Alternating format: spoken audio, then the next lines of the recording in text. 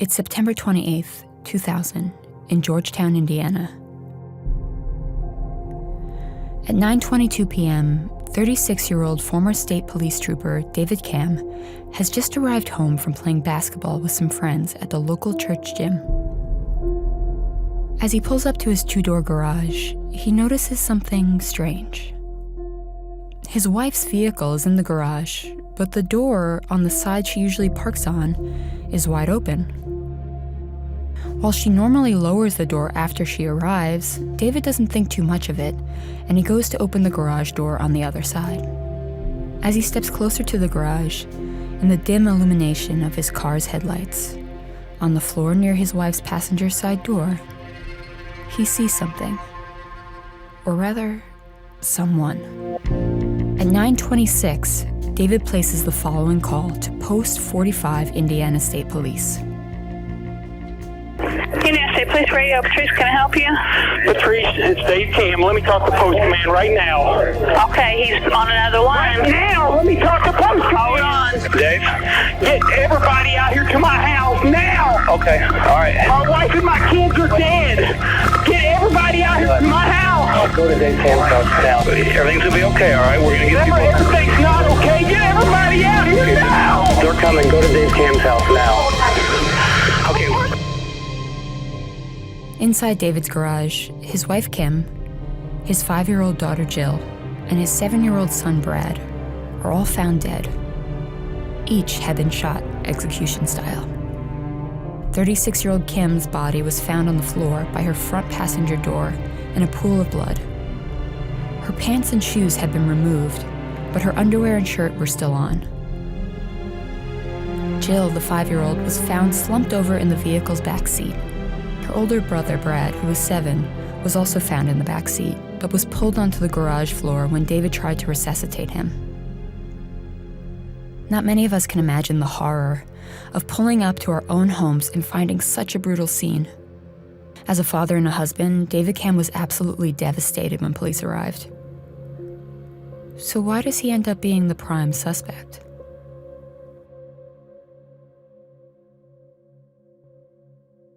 Hi, strangers. Today's episode is such a massive case with so many twists and turns that it has to be told in 2 parts. On the surface, there are 2 possible villains of this tragic story. 1, a complete stranger who invaded a home and took 3 lives for an unknown reason. Or 2, a man who was supposed to be the protector of the house turned out to be hiding dark secrets from his family. This is part 1 of the Camm family massacre. Lock your doors and listen closely. This is Stranger in the House.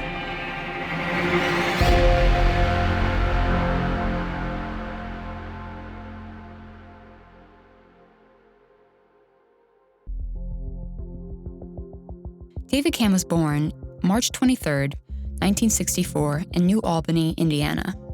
It's a rural area that feels like a small-town America from the past. David and his family lived on a road that was purchased by his grandfather, Amos, long before he was born. His family was well known in the area, and a lot of his neighbors were his relatives. David had 2 older siblings, Donnie and Julie, and when he was 1 year old, his younger brother, Daniel, was born. His sister, Julie, described him as the quietest of the Camm siblings, and a fiercely independent loner, as he was known to play outside by himself for hours. The Camm family's life revolved around the Georgetown Community Church, a church that had actually been founded by David's grandfather. His brother Donnie described the church as a huge part of their lives growing up. It was their community, and they got dressed up every Sunday to attend services. As mentioned, the Camm children had a lot of relatives living near them, and they were all extremely close growing up. David was especially close to his Uncle Sam Lockhart, who said they spent a lot of one-on-one time together when he was young. David had a happy childhood by all accounts. He played basketball from a young age, and by 8 years old, he wanted to be a minister. He struggled as a student, which his sister Julie said made him insecure in school. And while he was well-liked, David mostly kept to himself. According to his family, he didn't really date when he was younger, But at 18, he started to see a girl named Tammy. Soon after they started dating, Tammy got pregnant. Because his family was religious, they insisted that David and Tammy get married. And according to his family, this was a big deal because it meant that David could no longer become a minister like he had wanted. With Tammy 4 months pregnant but still able to conceal her bump, she and David were married in November of 1982 at the Georgetown Church, the very church that David had envisioned himself becoming a minister in. Tammy moved in with the Camm family after the wedding and eventually became bedridden during her pregnancy. Tammy and David didn't have a great marriage, according to some sources. Tammy had become depressed while she was bedridden, and the Camm suspected her of still being in touch with an ex-boyfriend, Jimmy, who was in the military abroad. Tammy ended up going into labor 2.5 months premature, but the baby was fine, and David and Tammy named her Whitney. A baby, however, did not fix their marital problems. One former colleague of David said that David felt like he had missed out on the dating scene because he had married the first woman he had ever been with. This colleague said that David started to see other women behind Tammy's back. But according to David's mother, it was Tammy's close contact with her ex-boyfriend Jimmy that broke up the marriage. David's mother was quoted as saying, "It broke his heart," and, quote, "If he had been a man with a temper, he would have hit her. But instead, he went and hit his fists on an electric pole," end quote.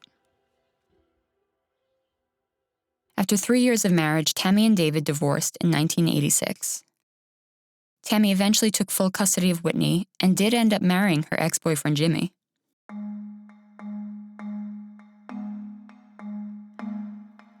Around the time of Whitney's birth, David had decided to become a police officer to support his family. First, he was an auxiliary volunteer police officer, and then over the 2 years after his divorce, he studied hard to be accepted by the Indiana State Police. In 1988, a friend of David set him up on a blind date with a young woman named Kimberly Wren, and apparently it was love at first sight. Kimberly Wren was born on March 14, 1964, in New Albany, Indiana. She had actually went to the same high school as David, but they hadn't officially met until their first date. Kim's mother, Janice, described her as quiet, shy, and withdrawn. She said she tended to keep her burdens and her secrets to herself. Aside from their mutual shyness, Kimberly seemed like she was the complete opposite of David in high school. Academics came easy to her, and she was involved with many clubs and was even a runner-up for prom queen. After she graduated, she began taking accounting courses and was soon introduced to David. Kimberly had always dreamed of starting her own family one day. If there's anyone who wanted to get married, have 2.5 kids, and a white picket fence, that was Kim, says Debbie Wren, Kim's sister. By 1989, Kim had taken the first step to making her dreams of having a family come true by marrying David. Both Kim and David's family were excited for the union. After marrying, David was soon accepted into the Indiana State Police. He impressed his superiors with his hard work and love for the job. And Kim got an accounting job that she had to commute 30 miles away to every day, but it was worth it because she was making twice what David made. All the insecurity that David had felt in his younger years was quickly replaced with confidence when he became a state trooper. His chief at the time said he was even a little cocky. But he was good at his job, and in his second year, he was even handpicked for an emergency response team. With both Kim and David's busy schedules, the two barely saw each other. And that's when David began to stray. David was known to flirt with attractive women when he pulled them over, and even other women on the force said he was known to make advances towards them. David later said that this type of behavior was commonplace on the force, and that many of his coworkers would boast about their affairs even though they were married. David loved the attention he would get from women as an officer and liked to talk about the phenomenon of badge bunnies, women who liked officers. In 1991, David began to have an affair with a new recruit named Shelly Romero that he was supervising during a training program. David claimed that their affair only lasted 5 or 6 weeks, but Romero says they were together on and off for 2 years, ending their affair in 1993. Now, while David was having his affair with Romero, and allegedly several other women as well, Camm had no idea, and she was excited to start a family with David. In the summer of 1992, David and Camm were planning on having a baby, and while they were both very excited, David would begin an affair that would almost break them up for good. David had started to see a woman named Stephanie McCarthy who worked at his gym. At this time, Camm was pregnant with their eldest son, Brad. Brad was born February 1st, 1993. After his birth, Camm went back to her busy work schedule right away, and David was still working long hours. So Camm and David's mothers spent most of the time watching Brad. While David did have to work odd hours, sometimes he wasn't actually working them when he told Camm he was. He would instead be taking Stephanie McCarthy on dates. Now, Stephanie knew he was married, but David had told her that he was unhappy and thinking about divorcing Camm. So Stephanie thought they might have a future. That's when David found out Camm was pregnant again. Stephanie said that when David called her to tell her about the news, he was emotionless and called it bad timing. With a new baby on the way, Stephanie broke up with David. But their breakup didn't last long, and they soon got back together, and now David was starting to make his affair obvious. So much so that 5-month pregnant Camm confronted him. He told Camm that, yeah, he was having an affair, and he no longer wanted to be married to her. Camm, in tears, grabbed baby Brad and left for her parents' house. The next day, Camm went back to the house that she shared with David and told him he had to leave. Later that day, David called his mother to tell her what he had done and asked to move in with his parents until he found a place. But his mother was furious with him and refused to let him move back in. When his mother refused to support him, David lost it. His mother heard him start to smash things and completely destroy his own kitchen. She was so startled by his reaction that she actually called the police to send someone over to calm him down. When police arrived, David was embarrassed and insisted that his mother had overreacted and he was not a danger to anyone. An official police report was never filed. Camm and David moved into different apartments, and David continued to see Stephanie. But almost all of David's family sided with Camm and constantly encouraged him to go back to her. David spent Christmas of that year with his girlfriend while his parents spent their holiday with Camm. Camm was clearly devastated, but she rarely talked about her feelings with anyone, keeping it all to herself. On February 28, 1995, Camm gave birth to a baby girl named Jill. David did not come to the hospital. A month after Jill was born, David's girlfriend Stephanie went to her ex-boyfriend's to drop something off at his house. When she didn't return when she said she would, David panicked. So he figured out where her ex-boyfriend lived and called the house, demanding that she come home. When she arrived back at their apartment complex, David was waiting for Stephanie outside. She explained to him that she and her ex were just talking and nothing had happened. But David didn't seem to believe her story, and to her horror, he pulled a gun out of his pocket and pointed it at his own chest. He was threatening to, quote, end it all. And it took several attempts by Stephanie to calm him down and put the gun away. After they went inside, David put down the gun and Stephanie told him they could no longer see each other. She had already felt bad about the new baby, and the gun was the last straw. She immediately packed up her things and left. Hours later, David called up Camm and they quickly reconciled. Everyone, including David's own family, was surprised that Camm had taken him back, but Camm said she loved him and that was enough reason for her.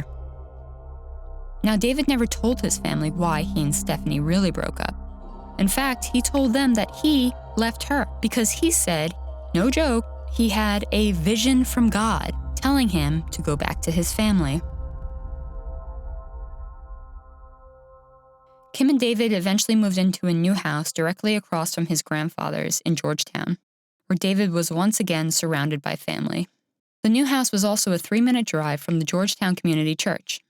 David and Camm would soon become regulars there, and from the view of the community, David and Camm had completely reconciled, and David was a devoted husband to his wife and father to his kids. Camm continued to work her full-time job and was eventually promoted, and David remained with the Indiana State Police. Now, despite appearances and his apparent vision from God, David once again strayed. He made advances towards a new recruit, Lori Rumpf, who he was training in firearms. According to Lori, he tried to kiss her when they were out together after work, but she turned him down. David was apparently upset, and the news of his rejection spread, but no one from the force was surprised. David was a known flirt, and most of the women he worked with expected him to make advances towards them. One even saying that they expected him to wink and maybe touch their leg under a table because that was the norm from him. This is how Kim and David lived. They would work their jobs, take care of their kids, go to church, all while David was womanizing on the side. Through the years, he would have several more affairs with different women, seemingly pursuing any and every woman he found attractive. Throughout some of his affairs, women have claimed that he's made some strange comments regarding young girls. A woman named Michelle said that he asked her to shave her pubic hair and made a comment right before they had sex about how he had to try and not feel like he was doing this with a 6-year-old. 2 other women mentioned that when he first met them, he told them that he assumed they were teenagers. While making out with one of the women in his police car, he said he felt a little worried about kissing her because she was his daughter's age. She asked how old his daughter was, and he said 16, which prompted her to tell him that she was actually 23. While these comments seem strange and frankly gross, they don't mean that he actually did anything wrong. Or do they? Because we will see that these comments come back to haunt David. In January of 1999, David Camm and 2 other troopers got in some trouble. They were in a high-speed chase with a 19-year-old motorist. When they got the car to stop, a police camera in David's car recorded one of the other troopers pulling the kid onto the ground and brutally kicking him. The 19-year-old later sued David and the 2 others for assault, and the footage from the police cam ran on news stations for weeks. After an investigation, David was exonerated and officially cleared of any wrongdoings. But his reputation took a major hit within the community and the police department. After he was cleared of the charges, he applied to become a detective, but was rejected. With his police career on the decline, in January of 2000, David's uncle Sam Lockhart offered him a job as a part-time salesman at his successful waterproofing company. His uncle Sam was known to hire family members and knew that David was looking for a higher-paying job. David agreed to do some part-time work, and by March of 2000, he had decided to leave the police force and work full-time for his uncle. Before he left the police department, however, he made sure to tell his superiors everything he felt that they were doing wrong and made it clear that he was leaving because he felt the department underperformed. It was clear that David had felt betrayed by the way he was treated by his fellow officers during and after the lawsuit. With David's new job, he had a much more flexible schedule. He made his own hours and usually worked 4 days a week. Kim's job, on the other hand, continually kept her busy. In June of 2000, Kimberly called her friend who lived in Florida to discuss a possible visit with the kids. During this call, she said that David's career change had been stressful on the family and they needed a vacation. On the call, the friend also alleges that Kim complained about how busy she was all the time and how David was not pulling his weight with the kids.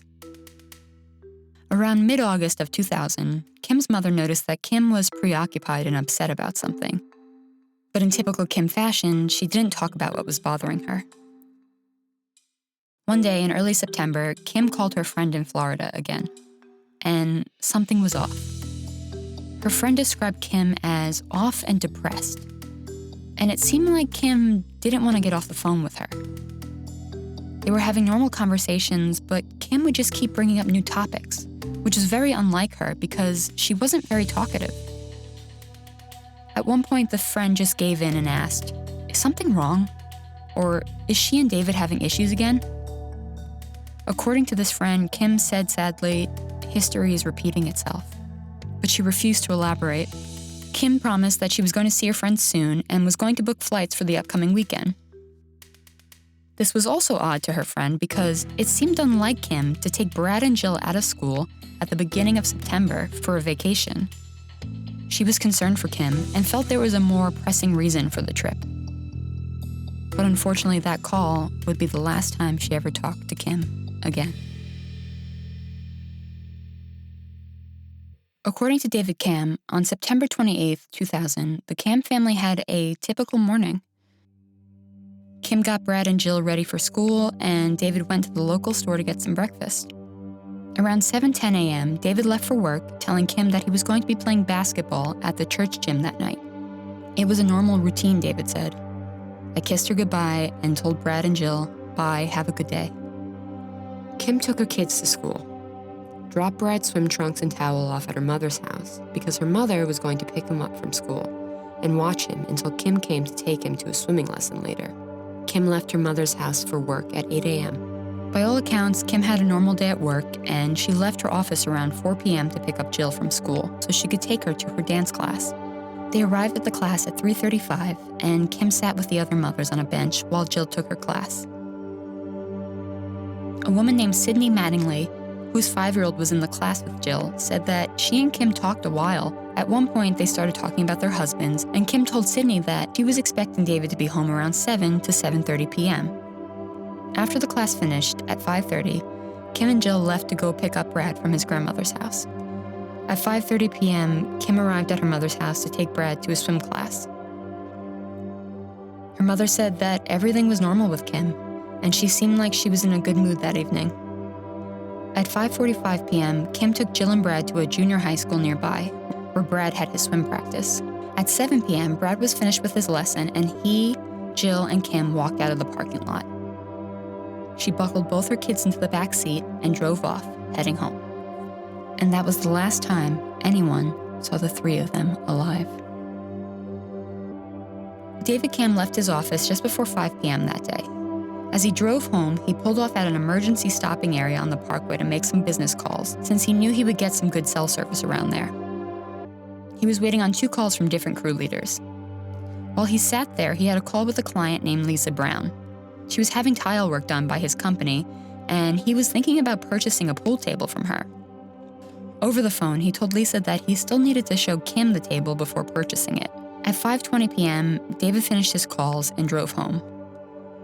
About 10 minutes later, he arrived home, and before going inside, he talked to one of his uncles who was across the street at the time.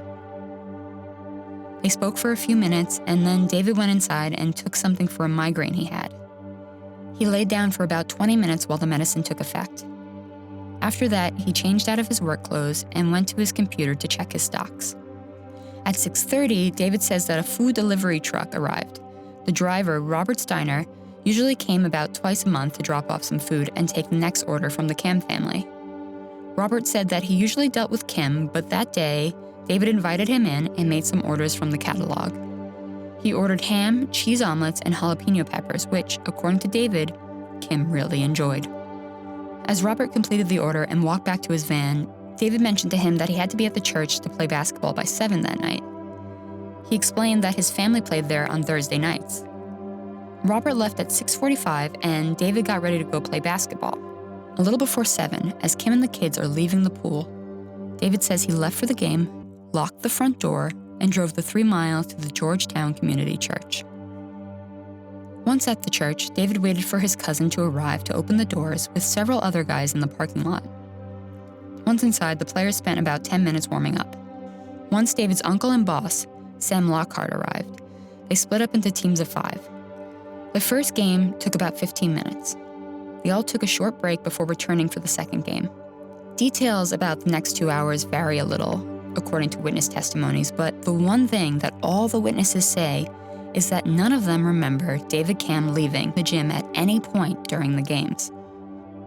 Everyone took a lengthy break around 8:45, and since many of the players also worked for Sam Lockhart at his company, they discussed work. And at 9:15, they officially called it a night, with David allegedly joking that Kim was going to kill him for coming home so late. The church's alarm was set at 9:22 after everyone had exited. David got in his car and drove the 3 miles home. At exactly 9:30 p.m., David's frantic call to the Indiana State Police comes in. Indiana State Police Radio, Patrice, can I help you? Patrice, it's Dave Camm. Let me talk to Post Command right now. Okay, he's on another line. Now, let me talk to Post Command. Hold on. Dave, get everybody out here to my house now. Okay, all right. My wife and my kids are dead. When David finds his family, oddly, he doesn't call 911, which would have put him through to the local New Albany police. Instead, David calls Post 45 Indiana State Police, which was located more than 3 times the distance of the local department from David's house. David later explained that he called Post 45 because he considered it more professional than the New Albany police. As a side note, if you recall, when David left the state police, he made it very clear that he believed the state police was underperforming and not doing their jobs. So it seems odd to me that he considered them more professional than the local police. All units were rushed to the scene, and 2 troopers, Detective Sean Clemens and Trooper Robert Halbert, who had previously worked with David on the force, drove to the scene after they heard the priority call to their former colleague's house. At 9:45, Clemens and Halbert arrived at the Camm house. There were many other officers there already. They saw a distraught David on his knees, gripping the tailgate of his car that was parked in the driveway.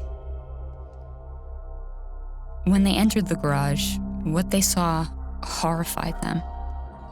Right away, they could see the blood-soaked bodies of Brad and Kim lying on the floor of the garage. Kim was lying on her back, and she had been shot execution style in the head. She was by the front passenger door to her vehicle. Her pants had been removed. She had several abrasions and bruises on her arms, and a smear of blood above the waist of her underwear. David said that Brad had felt warm when he discovered him in the car, so he pulled him out of the back seat and tried to resuscitate him on the ground. The bullet had hit Brad's left shoulder and exited his right, severing his spine in the process. In the back seat of Kim's car, slumped over and still buckled in, was Jill, also dead from a shot to the head. Clemens and Halbert entered the house through the garage door, finding it unlocked. As they walked through the house, they noticed that the glass French doors in the kitchen were still locked, and nothing in the house seemed disturbed. They swept the entire home, and Clemens noticed that David's computer was still on. As he headed back to the garage, he checked the front door to find it was still locked and not tampered with. There was no sign of the killer or killers anywhere in the house. A few hours later, David was able to calm down and tell the police his version of the night's events. He said that when he arrived home from the basketball game, he saw that Kim had left one of the doors to the garage open, which was odd. As he entered the garage, he said he noticed something on the floor, and that's when he saw Kim. He saw blood running out of the garage from her body, and at first, he thought she had fallen and hurt her head. But once he got a good look at her, he realized she had been shot. He then went looking for Brad and Jill. He said he checked Jill and knew that she was gone. But he said that Brad still felt warm, so he pulled him out of the car and tried to perform CPR. He says that before he started to perform CPR, he ran into the house and thought about calling 911. But he said he didn't want to deal with a dispatcher when he had direct access to the state police. After he alerted police, he said he went back to do CPR on his lifeless son. Camm told police that he wished he went to the swim practice instead of playing basketball because he felt like someone was lying in wait for Kim and the kids. When the police asked him why he thought that, he said, "I think someone was after me." After more questions, detectives eventually take David's clothes to look at for DNA evidence. They assure David that they're taking them to clear him of the crime. David left the police station at 2 a.m. with his brother Donnie to get some rest. But back at the Camm house, the crime scene investigation was just getting underway. News of this horrific crime spread quickly through the small town that housed many of David Camm's relatives. On October 1st, 3 days after the murders, a memorial was held. The community gathered to mourn the loss of Kim, Jill, and Brad at the Georgetown Community Church, the very church that David's grandfather had founded all those years ago, and where David was playing basketball the night his family was murdered. David's father made a special spot for his grandchildren's memoriam in the church's garden. It was a somber day that was only going to get darker. Because 3 hours after the memorial, David Camm was arrested for the murder of Kimberly, Jill, and Brad Camm. But this story is far from over. In part 2, we will discuss the forensic evidence found at the crime scene, David Camm's multiple trials, and the new suspect, whose DNA was found at the crime scene.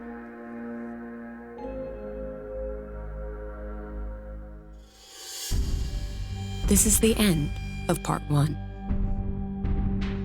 This episode was written by Alexa Morrissey, researched by Victoria Cox, and produced by Michael Morrissey, John Scassia, and Heidi Sherman. Stranger in the House is a Boy Wonder production. All our sources for this episode will be linked in the bio and on our website, strangerinthehouse.com. But a special thanks to the book One Deadly Night, A State Trooper, Triple Homicide, and a Search for Justice by John Glatt. Reporting by Charlie White for the Indianapolis Star, and articles for wave3.com.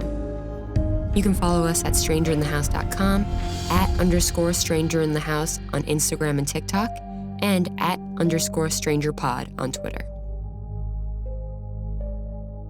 Stay safe, strangers, and listen to part 2 now.